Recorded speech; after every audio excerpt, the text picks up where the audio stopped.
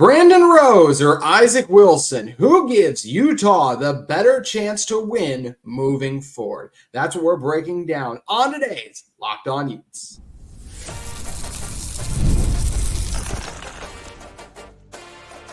You are Locked On Utes, your daily podcast on the Utah Utes, part of the Locked On Podcast Network, your team every day. Hello, everyone, and thank you for making Locked On Utes your first listen and view of the day. We are part of the Locked On Podcast Network and available wherever you get your podcasts or on YouTube. If this is your first time listening to our show, make sure you like and subscribe. Love interacting with all of you in the YouTube comments. And we do thank you once again for making Locked On Utes your first listen of the day. Today's episode of Locked On Utes, we're going to cover a lot of things, talk about the quarterback battle, the Utah defense too. But before we dive into all of that, I want to talk to you about the sponsor of today's episode of Locked On Utes in our great friends at FanDuel. FanDuel is your place to be because you can start the season with a big return on FanDuel. New customers can place a $5 bet and you'll get started with $150 in bonus bets if you win your first $5 bet. Visit FanDuel.com to get started. My name is JT Wistrcill, former intern inside the University of Utah Athletic Department. Excited to be joined by Elijah Grayson Murray of All Utes for Athlon Sports. And Elijah, we got to hear from Kyle Whittingham, and he did say, yep, we're back to square one, basically, in terms of we have another quarterback controversy on our hands between Isaac Wilson and Brandon Rose. So the question is, who gives Utah the better chance moving forward? Unfortunately, things really didn't look a lot different to me when they swapped out Wilson to Rose. Look, this is what I go back to. And I don't know what happened behind the scenes. I think I've seen like rumors floating around online that they gave Isaac the backup job just so he wouldn't transfer out after the season. I don't know if I believe – I just don't believe that. Just doesn't seem like a Utah thing and a team that's trying to win and do the best. I look at it like this. Things didn't look a lot different. Wilson won the job in fall camp, and they just said a few weeks ago that Wilson was their guy.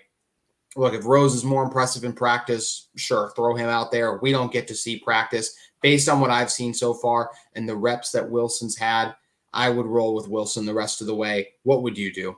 You know, I would roll with Wilson as well. I think it's smart to have a quarterback battle, especially, I think it just lights a fire under, everyone in the room. And, you make sure you have the best guy under center going forward.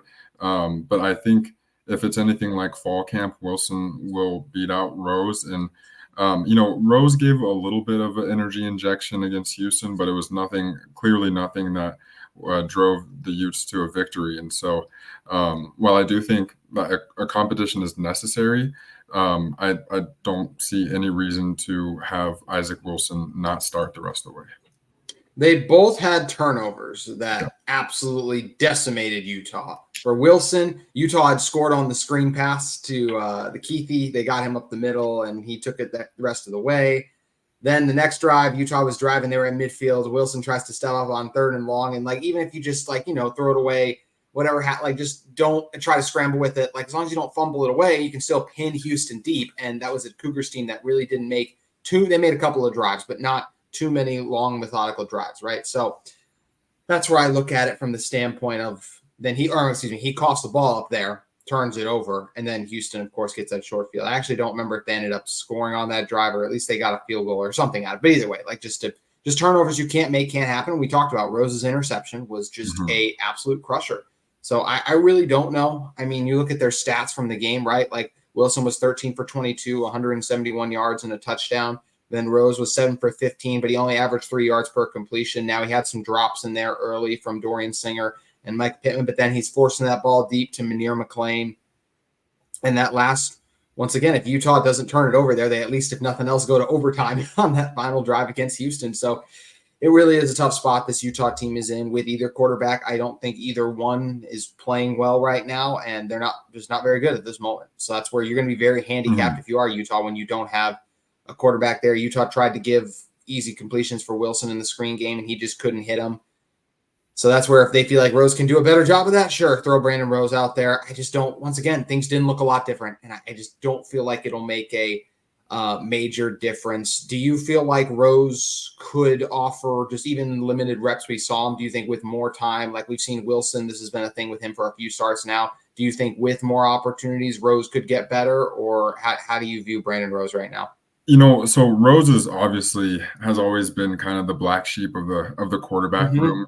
He's a veteran in the program, and he's just never really gotten a shot. Whether that's because he's not, getting the playbook down, or he's just making poor decisions, in the pocket. But if Bajakian sees something that he can get out of Rose, then I say, go for it. And I think that's part of the reason why they are having the competition, is because, Bajakian might see something in Rose that he can unlock, with his play calling. And also, Isaac, he's had a lot of games to kind of prove himself. And there's been some games, especially the Utah State game, where he was incredible. He was very impressive. But I feel like, even though Isaac should still, start, because if you're moving forward, you're kind of looking to see what you have, in all aspects of the team. And, Isaac was the Max Preps Player of the Year. He obviously has talent, but you're still unsure if he's the quarterback of the future for the program. And so while I would personally start Wilson the rest of the way, you really have nothing to lose by giving Brandon Rose a genuine shot at starting. With 4 games left in the season, you're probably not going to make a bowl game. You might as well just try and prepare for next season, see what you have, and then move forward from there. Yeah, see what you have in either one. Development is the name of the game the rest of this year for Utah. And, of course, you still want to beat BYU. You want to beat everyone, but especially your rival BYU. So you want to play the quarterback that gives you the best chance to do that. Right. Is that Wilson or is it Rose? I honestly can sit here and say I really don't know based on what we've seen play out on the field.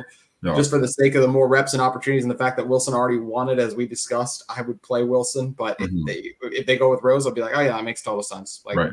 You're splitting hairs between the two, honestly. And unfortunately, neither one is a very viable Big 12 quarterback right now. So we'll see what Utah can do there. Before we shift to what's going on with this Utah defense, we haven't talked a ton about what Mike Bajakian did. I actually liked a lot of what he did. I thought he tried to make life easier for Wilson with incorporating more of the screen game, whether that was, we didn't see a ton of running back screens as far as I'm trying to remember right now, but we saw a lot of the bubble screens and just all kinds of anything wide receiver screen related, just lots of easier completions and just easier.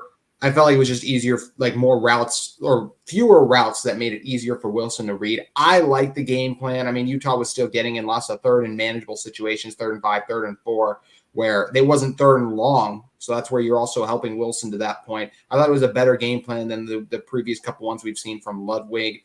And I'm excited to see what Bajakian does these last few games, because he is, of course, auditioning to be this team's offensive coordinator moving forward.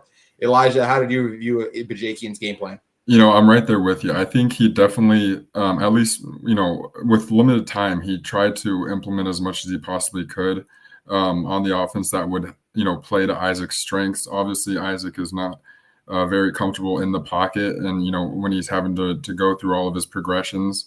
And so having those screen plays like the tight end screen, the quick simple screens, I think that was a smart game plan. And obviously it wasn't executed as well as it should have been because we lost. But I think based on what we've seen, I think Bajakian has the right idea and he's on the right path.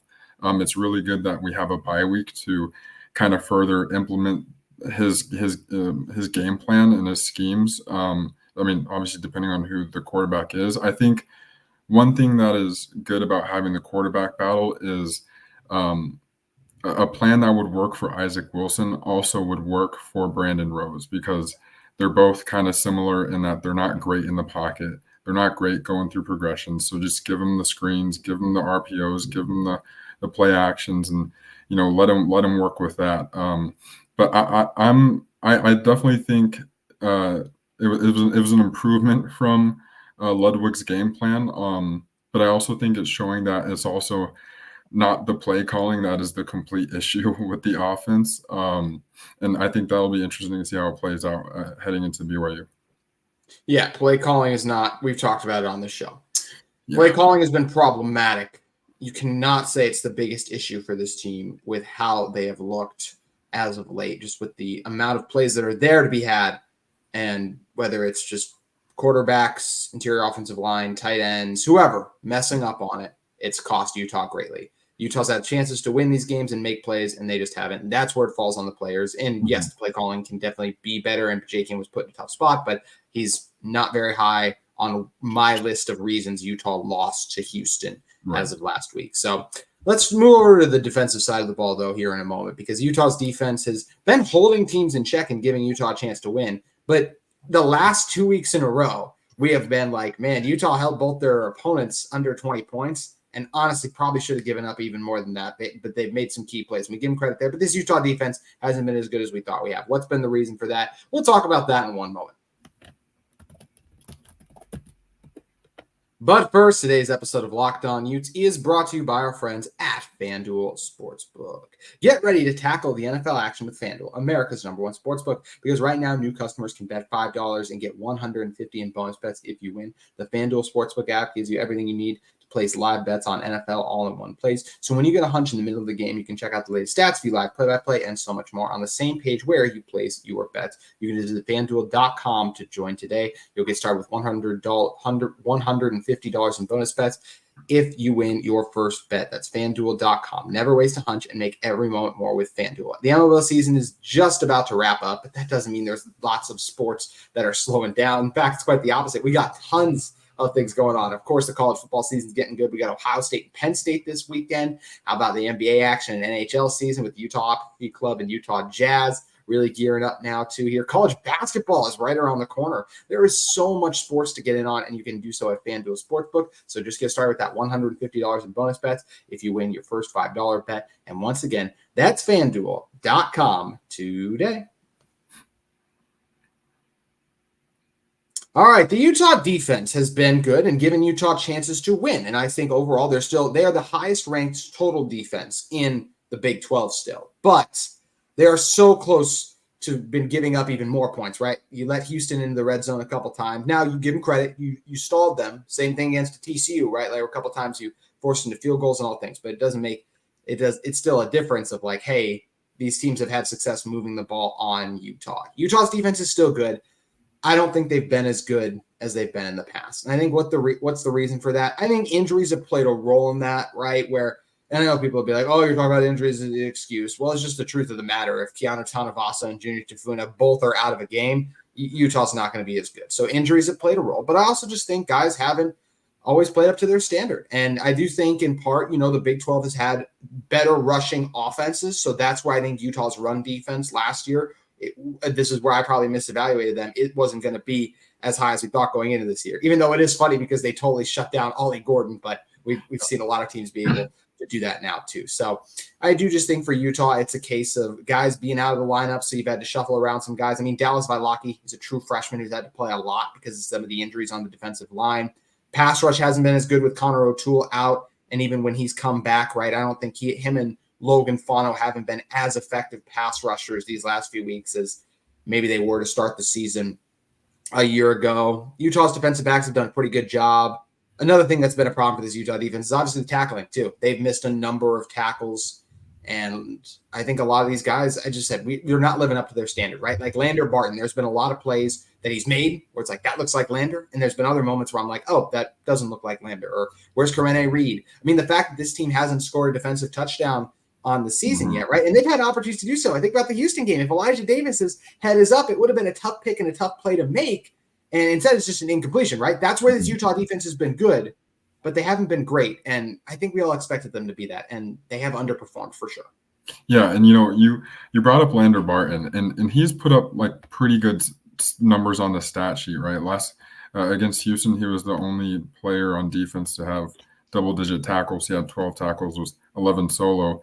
But I think the difference is putting numbers in the column doesn't equal your impact in the game. Mm-hmm. And there's just been Lander Barton for me. This was his season for him to break out and become the player that we all expected him to be. And it's really just not been the case. And I think that's the case for a lot of players on this defense. You have moments that are impacting. You're like, wow, this guy is great. And then you have others and you're like, where is this guy on the field?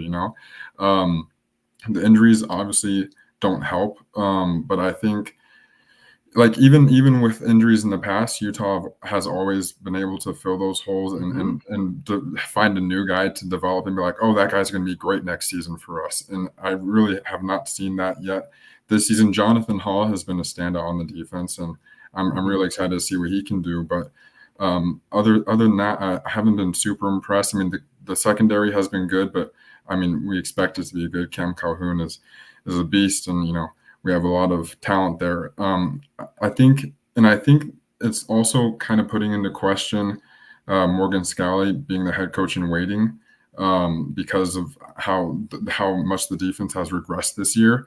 I still think he is the guy to take Utah forward, but it is definitely concerning to see how the unit as a whole has not been up to par, and which is crazy to say, because if you'd think at the start of the season, holding teams to 2 scores, you'd be like, oh, we win those games 10 times out of 10.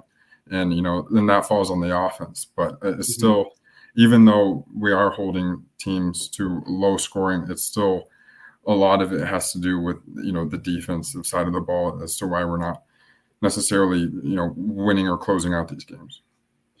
Yeah, I think I completely get what you're saying when talking about like the concerns with Scally somewhat. I still feel good about Morgan being the head coach in waiting of this team, because I look at it at the end of the day, like we talked about. To me, this defense hasn't been great, but they've still been really good. I give them credit for the stops they've been able to make in the red zone. And I look at it this way too. If Utah's offense scored 25 points per game this year, which they averaged 38 the last time Cam Rising was healthy, this team would only have 1 loss, and it'd be to Arizona State. So that's where I'm like, okay, what's the biggest issue with this team is still the offense. I think Scally does a good job. And like we talked about with offense, I mean, players are in position to make plays on defense. I think about the Arizona State game when Levitt was getting out of those blitzes. Like, you have the spots, just make the play, make the tackle. And Utah hasn't been able to make it, right? Whether it's defensive backs getting, holding penalty or just missing a tackle. Same thing with everyone in the front 7, right? I think that's where I look at those being the bigger issues on the unit rather than, hey, that falls on the head coach himself. But I do know a lot of fans are worried about Scally being the head coach and waiting, because they've seen the defense take a slight step back too. I think over his body of work, he's earned that opportunity to be this team's next head coach and waiting. Still done a good job with the defense. And yeah, this has just been a really abysmal year for this Utah football team with the expectations are there. So you're going to call everything into question. Can the defense return to their strong form? Unfortunately, I think it's going to be really hard. I mean, this is the 55th ranked rush defense right now, and they've allowed 136 yards per game on the ground. They allowed 230 yards rushing to Houston, which just seems insane. And now you got BYU left. This is once again, Utah's defense top 20 right now. But you got BYU, you got Houston, BYU, you have UCF, you have Iowa State, and you have Colorado. You will see if Utah's defense is ranked in the top 40 by the end of the year, because those are a lot tougher offenses than the ones you've been playing as of late. So you got to figure out a way to get more pressure up front. Maybe that's where Scally has to come up and draw up some more creative blitzes here. I still trust Morgan Scally and the Utah defense to find a way, but no question, this group has to hopefully get a little more healthy over the bye. And some of these players, you mentioned the Jonathan Hall, I think he's had some really good moments, and then he's also gotten beaten coverage or missed some tackles where he's had those growing pains. Utah's got to come together and play their best football on the defensive side of the ball, because their best offenses they're going to face this year, they've still yet to face them. Yeah. And, and with 4 games left in the season, and probably the toughest stretch of games left this season when you look back in hindsight. Obviously, we thought, that Oklahoma State would be a Big 12 championship preview. And obviously that is not the entire Big 12 has not fallen the way that anyone thought it would. And I think in the Big 12 media poll, like all the top 5 only have 1 win in the conference. And so it's just except for Kansas State. That's literally it. Kansas State and everyone else in the top 5 has been bad. Right. And so I think it's BYU, this game, if we're going to win any game out of their last 4, I think it's going to be BYU, just because it's a home game. It's a night game. It's a rivalry game. Weird things happen in college football. But I think, both teams are going to come off of a bye. So who does that help? We don't really know, because BYU are kind of set in stone, and they just, are getting a little rest, and Utah have a ton of questions to answer over the course of a week. But I think, it's going to be it's just going to be interesting. I feel as though Utah, the defense, like we were saying, it's been good in some cases. It's been bad in others. If you can hold, if you can play how if you can if you can hold BYU to 3-4 scores, and the offense can click at least once this season, I think you have a shot to win. But that's if the offense can click, and that's if the defense can make tackles. And I don't know if either of those can happen. Yeah, we're talking about a team on a 4-game losing streak, so can it all come together? We'll see. Talked about yesterday on if Utah will get bowl eligible. At this moment, I'll say no. But if you tell me they beat BYU and UCF for the last game of the season, I can absolutely see those things coming to fruition for this Utah squad. So going to be interesting to see how it does play out. But as we get into November, Utah football getting closer to concluding, and we have the basketball season about to get rolling. We previewed the men's basketball team earlier in the week. I want to talk about what the Utah women's basketball team has a chance to do in their first year in the Big 12. We'll break that down in one moment. But first, today's episode of Locked On Utes is brought to you by 5 Hour Energy. Our friends over at 5 Hour Energy know that being a passionate football fan isn't just a hobby, it's a way of life. It takes a lot of energy to power through all-day tailgates, touchdown celebration, and agonizing second overtimes, which is why they've created the Stan the Fan 5 Hour Energy Shot with a special flavor called Fan Fuel, the energy shot made just for super fans like us. The fans who are the first in the parking lot, who are the last to leave. We see you.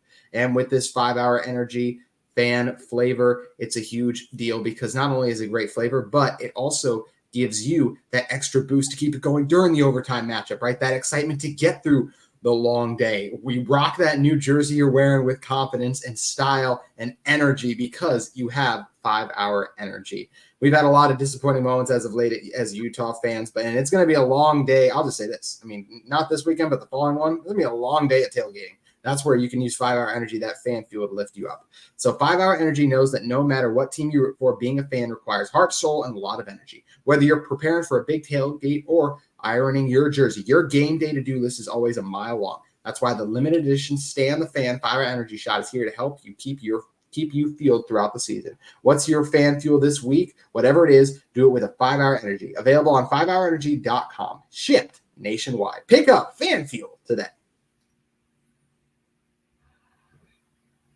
All right, Elijah, looking at the Utah women's basketball team, this is a squad that a season ago they were picked to finish, just for this year, Utah's first year in the Big 12, they're picked to finish 6th in the conference. Last year, 23-11, made the Pac-12, made a run in the Pac-12, made it to the were very good in the Pac-12, made the NCAA tournament, won a game, then lost in the second round. But then back in the 22-23 season, right, that was the 27-5. They lost in the Sweet 16 with a narrow loss to the eventual champion. LSU had opportunities to win that game late too. This program, Lynn Roberts has done a great job transforming it and building it. One of the biggest pieces of their success, though, has been Lynn Roberts, and has been Alissa Pili. And Pili is off in the NBA. Actually, they did not win the NBA Finals. They got second to the Liberty. That's right. Quite the crazy game that was too, with everything kind of going on around the WNBA with that. But Utah does have some prominent players coming back. Gianna Neepkins got hurt last year, but before her injury was averaging 17, 5, and 3.9 assists. You also have the group of Kennedy McQueen, Jenna Johnson, and Inez Vieta.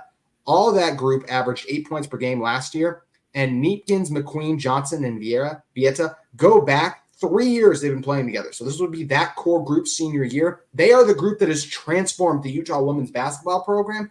Picking this team to finish 6th with all that returning experience and talent, and we'll talk about the replacements they got for Alissa Pili in the moment, but I feel like it's a mistake. I think this team is going to do what the Utah football team could not and contend in the Big 12 in their first year. Yeah, I'm actually very excited for the women's basketball, and I honestly think, while Alissa Pili is an absolute legend of the program, legend of the school, I think the team will actually benefit from having her gone because you are, you're an entire unit playing. And I feel like this is kind of the case in the NBA as well. When you have that one star player, you want to feed them the ball, the game plan runs through them.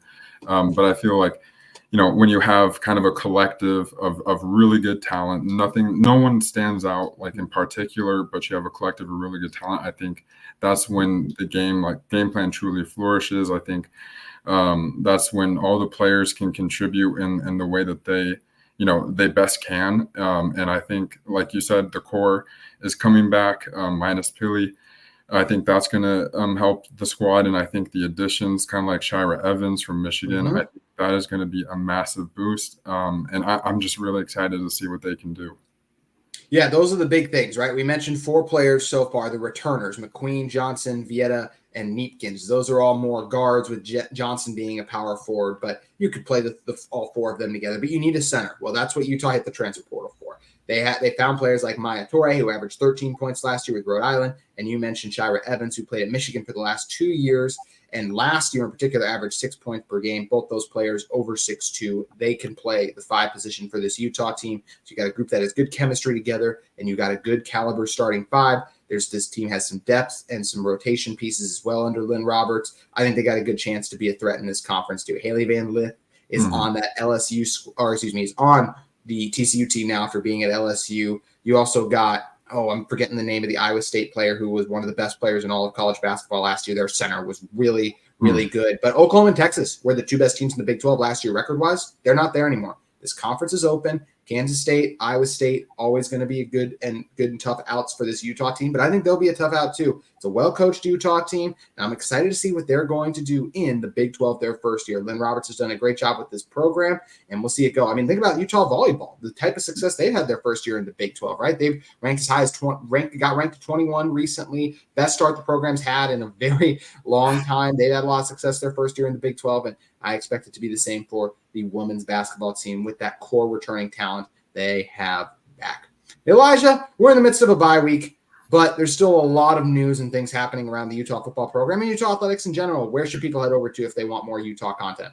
You can follow me on my Twitter at Elijah G. Murray. I post all of the